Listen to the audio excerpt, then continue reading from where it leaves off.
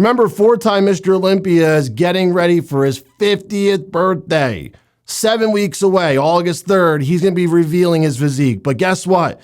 We're going to take a look at it today because he showed us on YouTube real quick. And don't get me wrong, that's going to be a lot of fun evaluating his physique 7 weeks away from the Big 50. But I want you guys to really pay close attention to what he had to say after that video. Jay explains what is the most important part of this entire process. Don't go anywhere.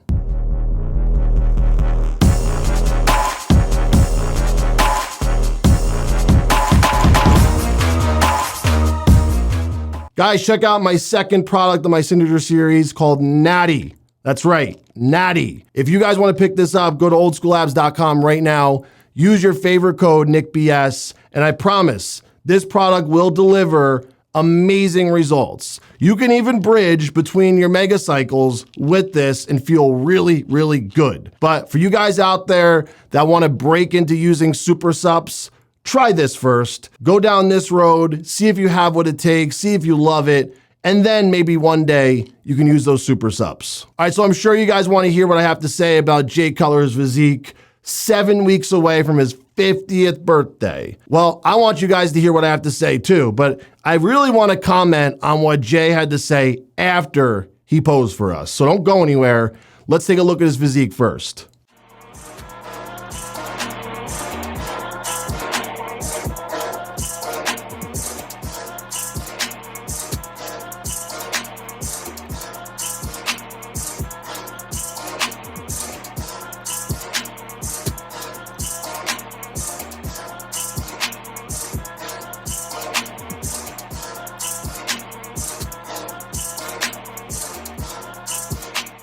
Well, if you know bodybuilding, you know that Jay's chest and legs are really impressive still, even at 49 years old. That is not your average 49-year-old male walking around. Nope, definitely not. And he's gonna be 50 in just 7 weeks. And I'm excited for him to reveal the entire package, but as you guys probably heard, he's not gonna be guest posing, so don't get your hopes up for that. He will be at the Masters Olympia. He'll be making a special guest appearance, but he's not guest posing. Now, that doesn't mean we won't see Jay Cutler rip the shirt off, hit a front double bi, or maybe do a quad stomp, pull the shorts up, or even take the shorts off because his legs are still impressive. But Jay's arms were never the best, even in the prime of his career. Jay Cutler's back was never the best, even in the prime of his career. He had a decent lat spread, but the rear double was never like the home run pose for him.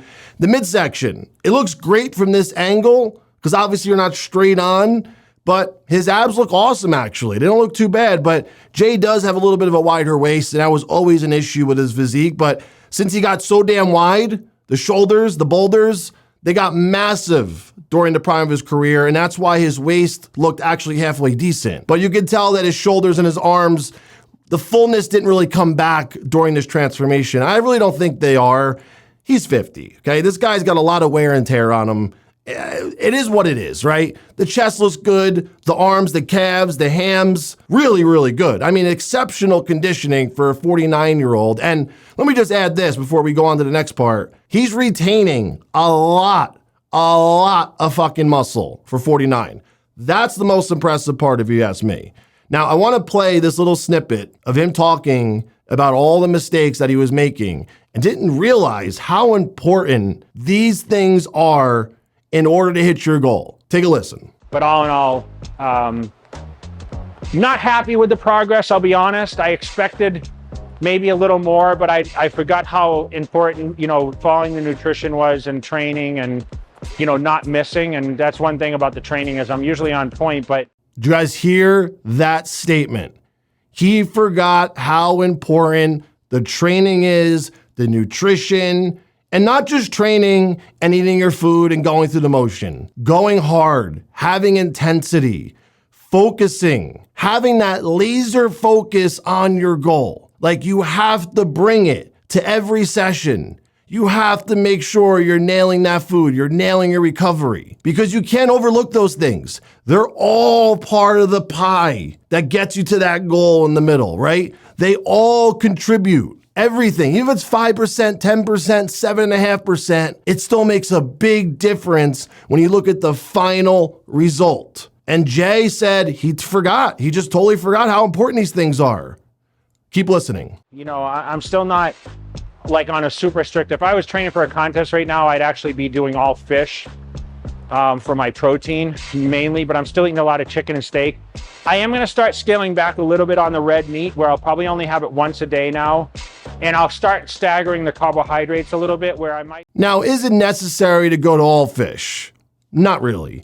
Unless you get super out of shape and you're holding so much subcutaneous body fat that it's ridiculous, then maybe you might have to do that to thin the skin. And it's not necessarily the fish thinning the skin. It's because you're going to literally a zero fat diet. Like even the trace fat in the chicken and steak is removed when you go to fish, because there's literally no fat in white fish. So you got to be careful doing that though, because it will speed up your metabolism to a point where you might go hypo, your glucose might be all over the place. I don't suggest doing that. I can't do it. My metabolism is way too fast. I will burn through that food and within like 5-10 minutes and my glucose will go, my blood sugar. I can't do it. So I don't suggest you doing that unless you're really, really holding on to like this stubborn little bit of subcutaneous shit going on.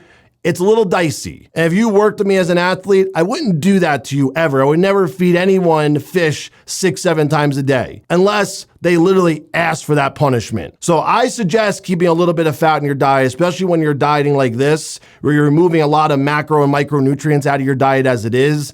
It's very unhealthy to diet for a bodybuilding show. Let me explain that. Because the diet is geared towards performance. You're trying to look a specific way on a certain date. So there's no way in hell the last couple of weeks can be healthy. They're not. No matter what you do, they're not healthy, because you have to minimize specific things to dial in a physique. Now, throughout the rest of the year, yeah, you can have a pretty balanced nutrition. You can.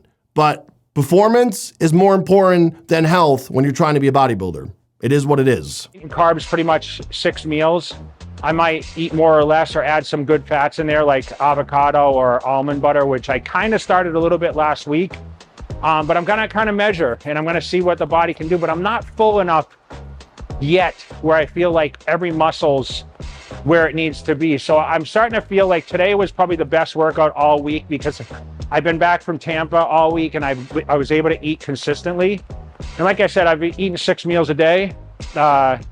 Kind of like what I learned from the past. I mean, that's what was best for me. And, you know, I'm working towards just, you know, getting to that end goal. So, you know, we'll see how that goes. And so ultimately, what's the message that Jay Cutler is trying to put across here? Well, he is making sure you guys realize that you can't reach your goals half-assing anything. You can't.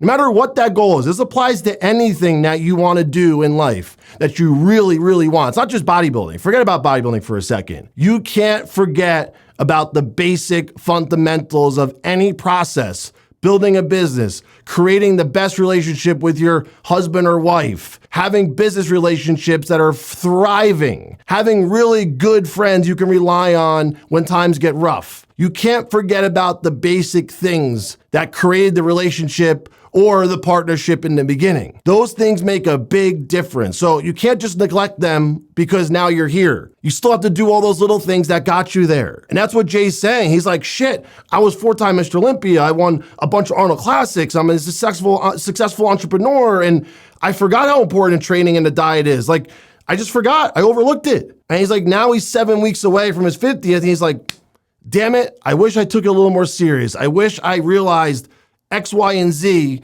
was so important before. Jay thought he could skirt by not doing those little things that used to add up every single day, every single week, every single month in the offseason pre-contest to get him to that big show, and that's why he won. When you're at the top of the mountain, you sometimes forget all the little shit you used to do to get there. And when you try to go back to do something that you used to have to do, you kind of forget all about those little things that you used to have to do. So this is a reminder to everyone out there, do all the little things. They make a big difference. Stop focusing on the cycles and how much you're taking and timing of this and that and how many sets and reps and how long my cardio sessions are and how many calories and how many steps I took. Stop getting distracted by all this bullshit that people try to tell you that really doesn't matter at the end of the day. Do the hard work and you'll get results.